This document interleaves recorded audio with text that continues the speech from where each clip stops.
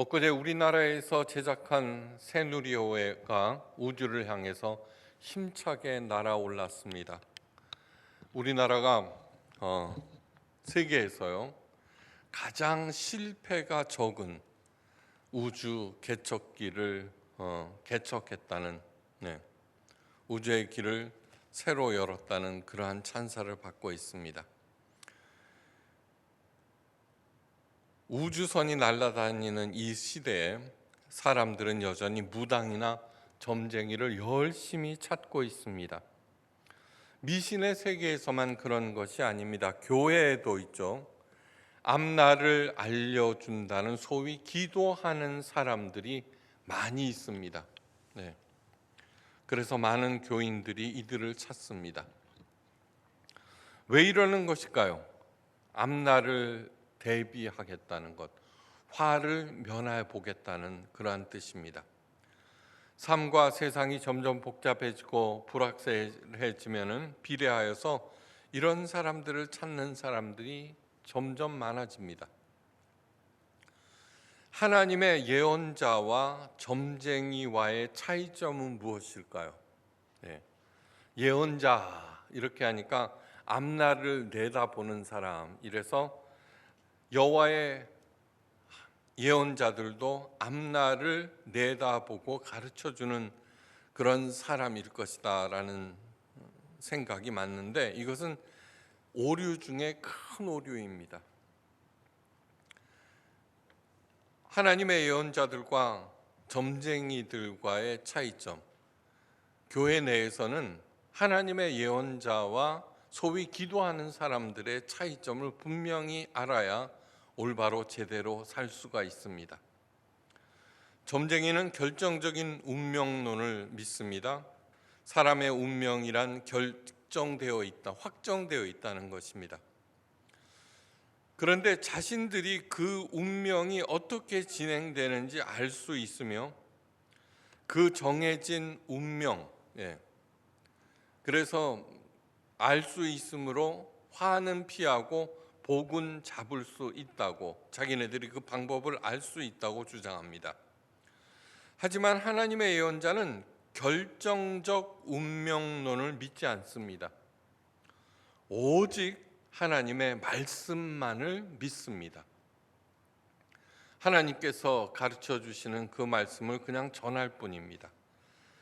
사도 바울이 로마서 3장 1절에서 2절 아주 중요한 얘기를 하고 있습니다. 그런즉 유대인의 나음이 무엇이며 할례의 유익이 무엇이냐. 하나님의 백성이 되었다는 것이 무슨 유익이 있느냐는 것입니다. 할례를 받았다는 것이 내게 어떤 도움이 되느냐 하는 것입니다.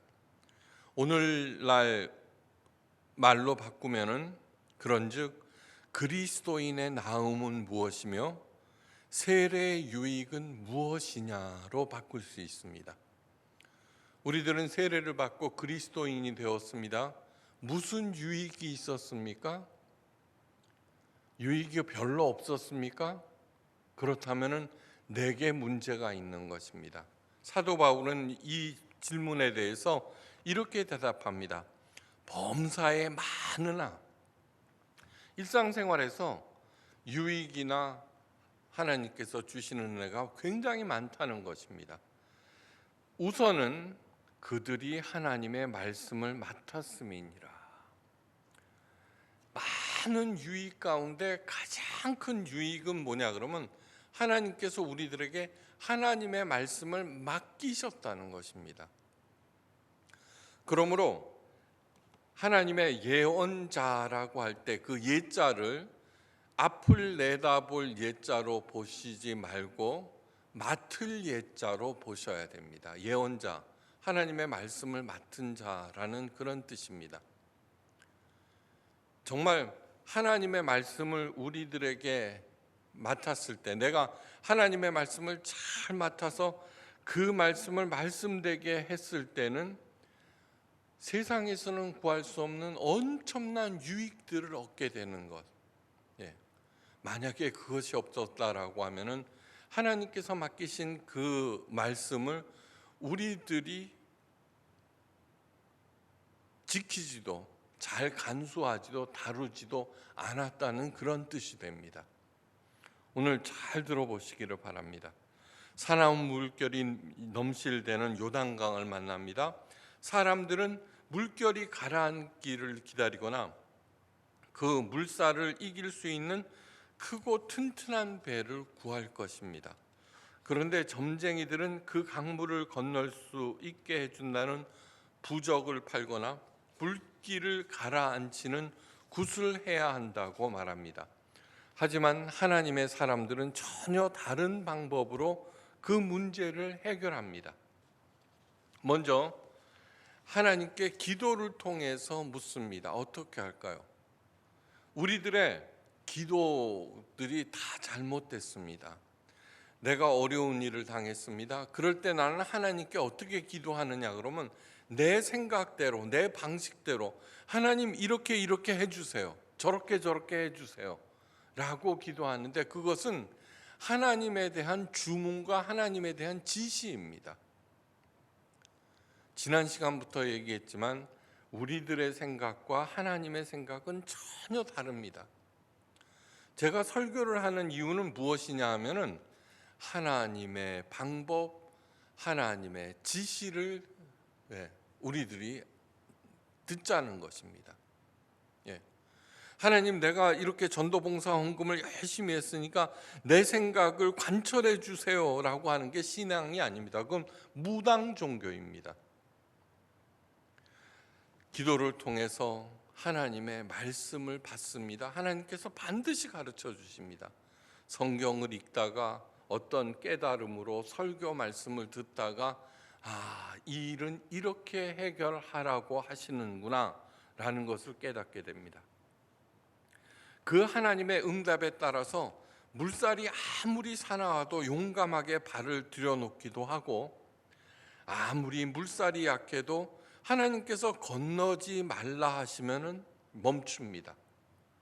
그것이 하나님의 사람들, 하나님의 예언자, 하나님의 말씀을 맡은 자들이 하는 일입니다. 그렇게 할 때 어떻게 돼요? 내가 그리스도인이 되었다는 것에 대한 많은 유익이 내 삶에서 일어나게 됩니다. 반드시 기억해야 할 것이 있습니다. 첫째, 사람의 운명은 절대로 결정된 것, 확정된 것이 아닙니다. 사람은 영과 혼과 육으로 구성되어 있습니다. 사람들이 관심을 쏟는 것은 우선 눈에 보이는 육입니다. 눈으로 보이는 것. 그런데 모든 것을 결정하는 것은 눈으로 볼 수 없는 영입니다. 영이라고 하는 것은 하나님과 교통하는 터널입니다. 인간은 영과 혼과 육으로 되어 있습니다. 소울, 바디, 스피릿. 이 스피릿은 눈에 보이지 않는 영들과 교통하는 그러한 것입니다. 미신은 악한 영, 파괴의 영으로부터 나온 것입니다. 악한 영의 말은 귀에 남아 있는데 선한 영이신 하나님의 말씀은 왜 그토록 쉽게 잊어버리나요?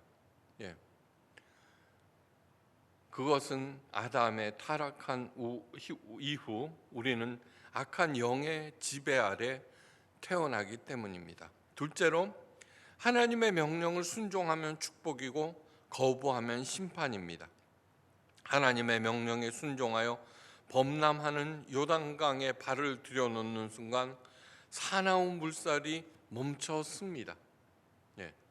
또한 강바닥은 서서히 마른 땅으로 바뀌게 되어서 그걸 걸어서 넘어갈 수 있는 하나님의 기적들을 체험하게 됩니다.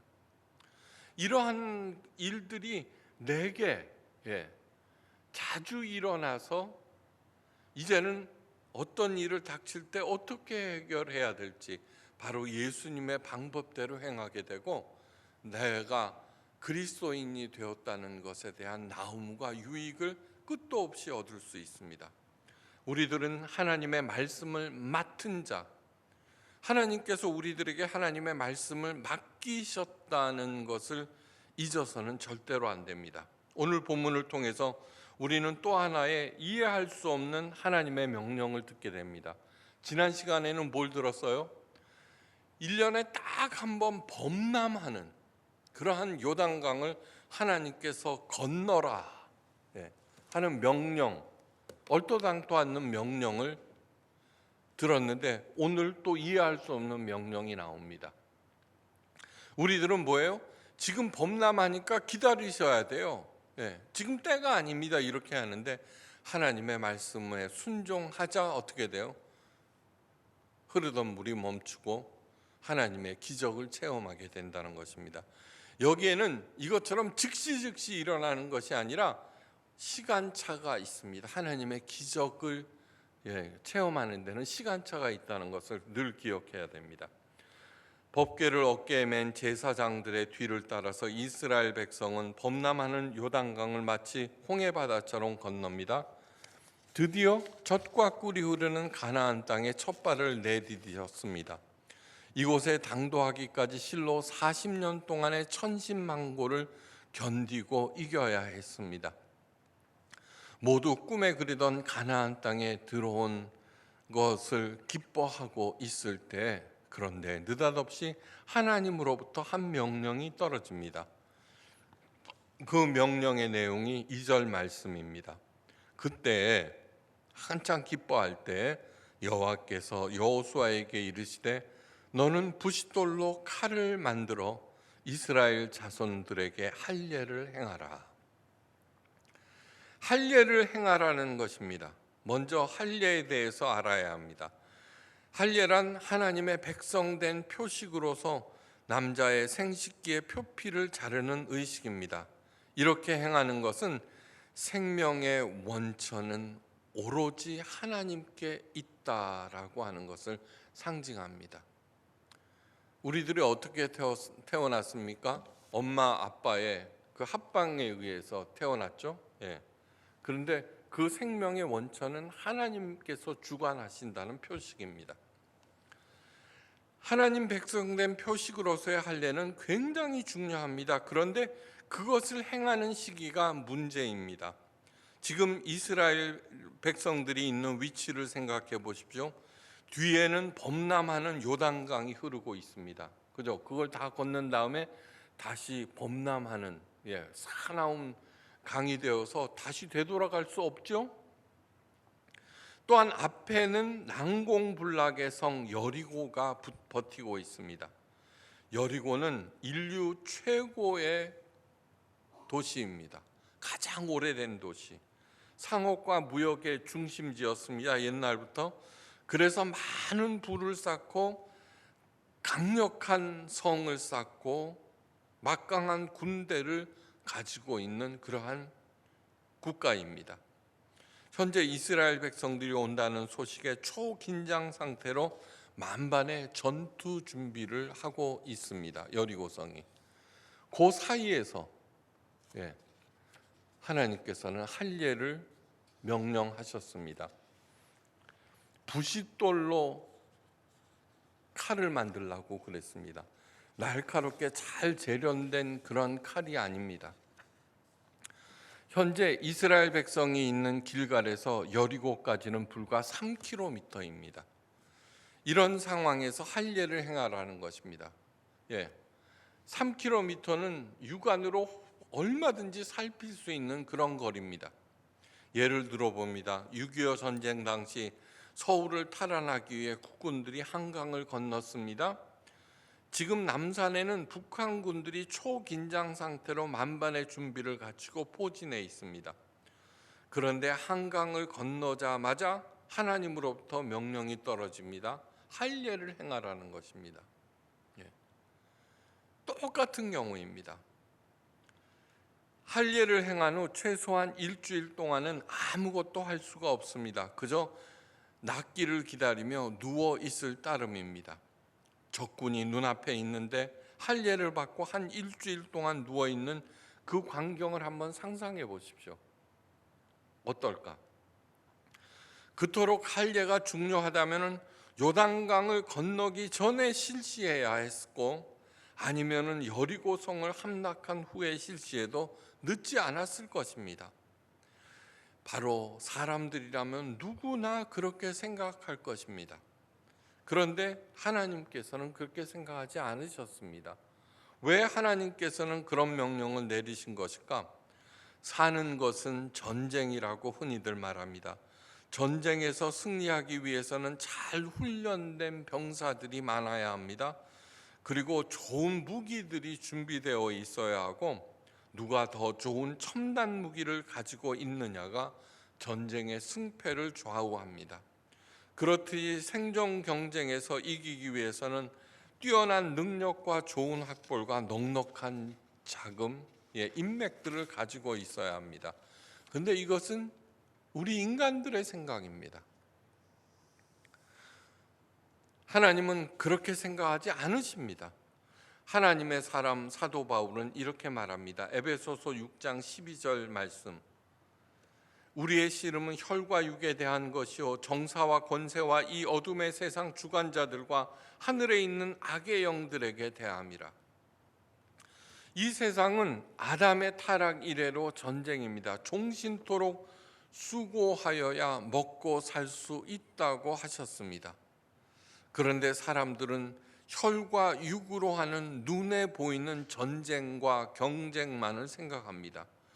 그래서 무기도 만들고 공부도 하고 자금을 마련하고 인맥을 쌓으려고 동분서주합니다.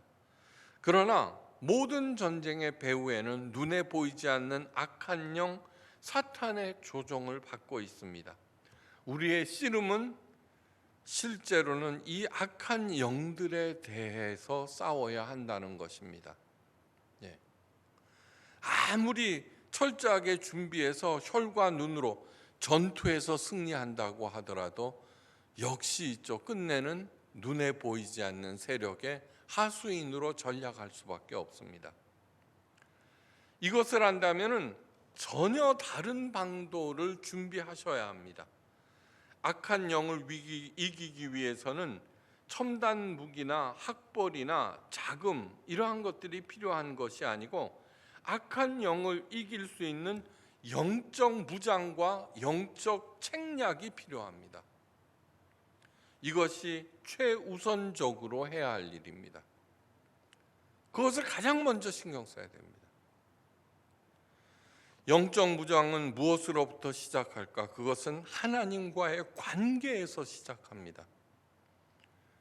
하나님, 내가 전도 봉사 헌금 11조를 열심히 했으니까 내 뜻을 이루어 주시옵소서. 그건 무당 종교입니다. 아무리 십자가를 걸어놓고 거룩하게 설교를 해도 무당 종교입니다.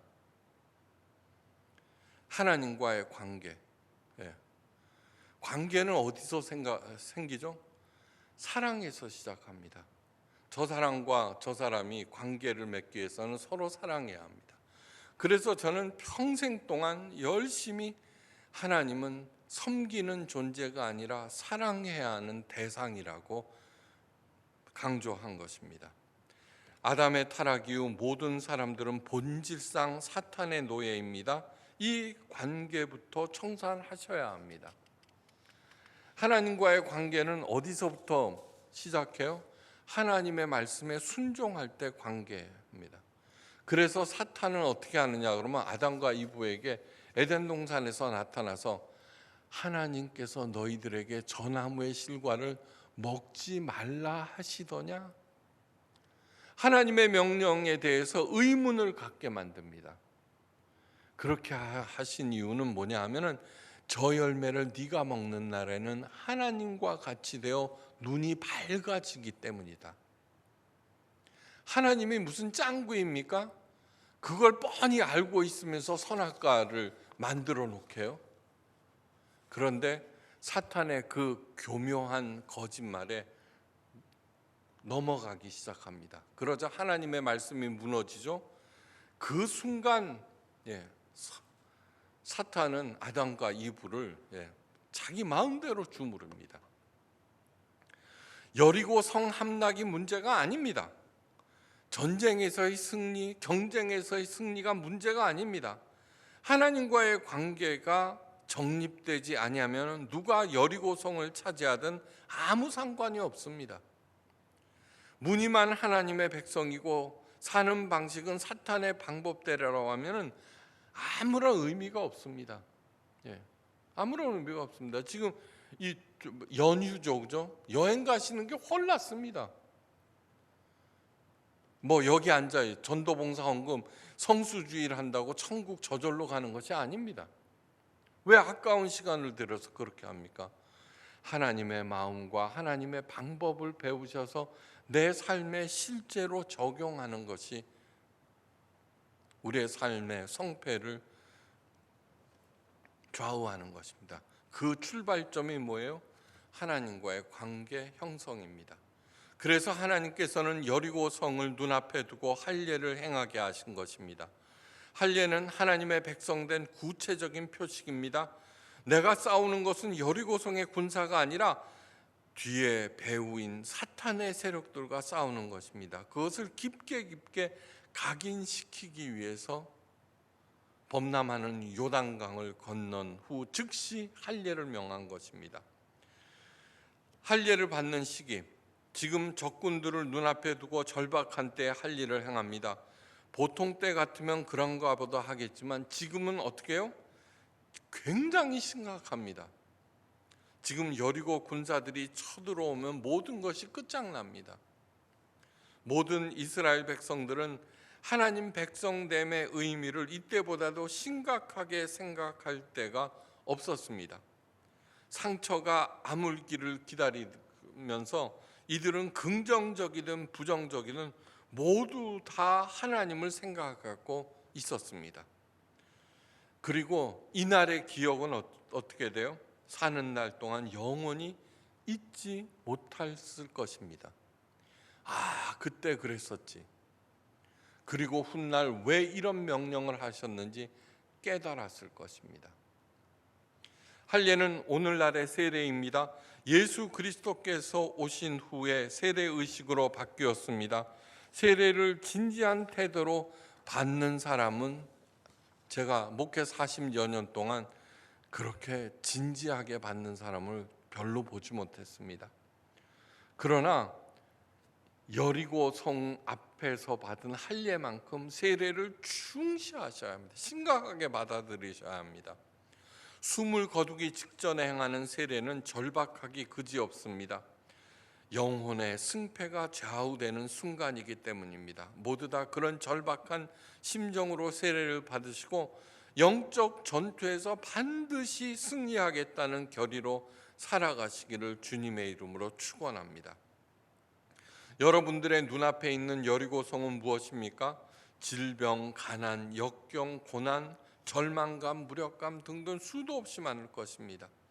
그 어떤 문제든지 가장 먼저 행해야 할 것은 하나님과의 관계 회복입니다. 그래서 가장 긴박한 상황에서 할례를 명령하셨고 이스라엘 백성들은 그 명령에 복종하였습니다.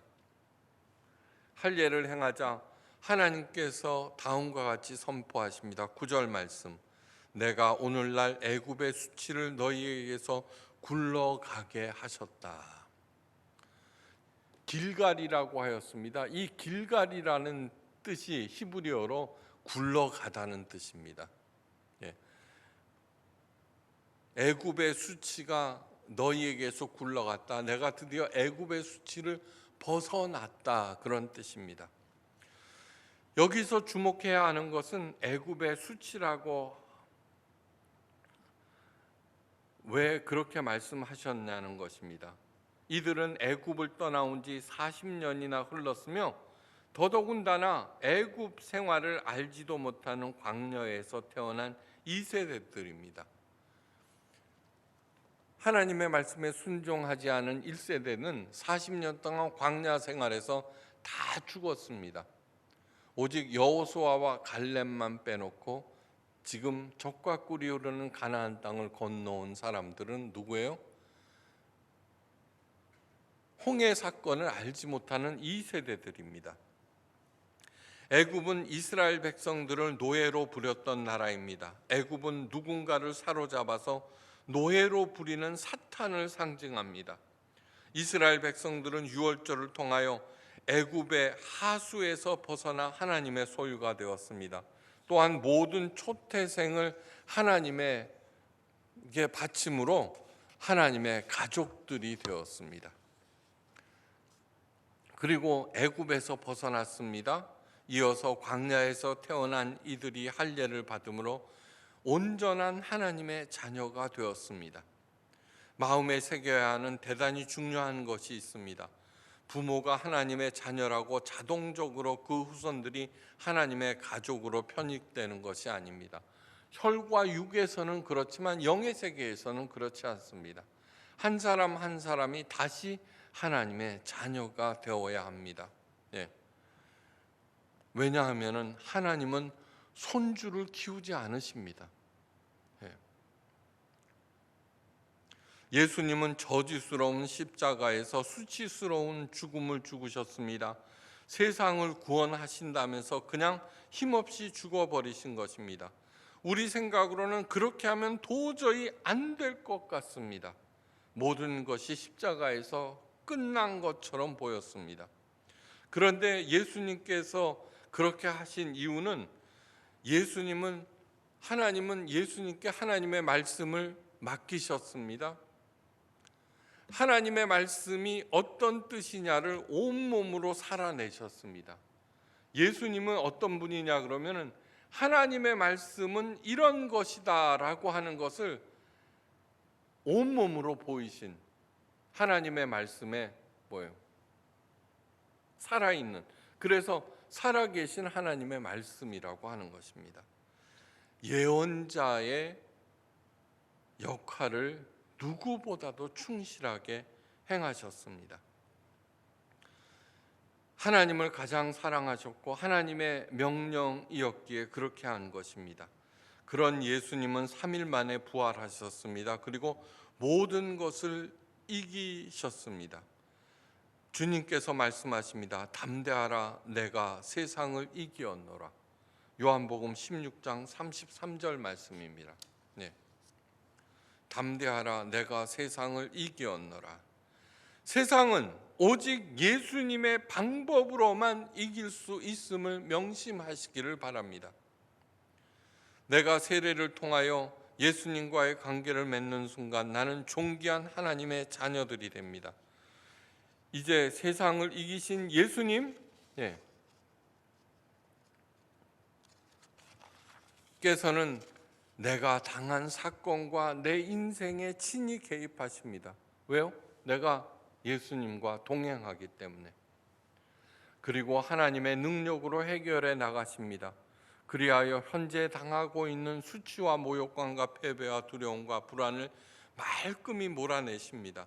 하나님을 믿고 의지하는 믿음이, 내 믿음이 가장 구체적이고 생생한 현실이 되기를 주의 이름으로 축원합니다.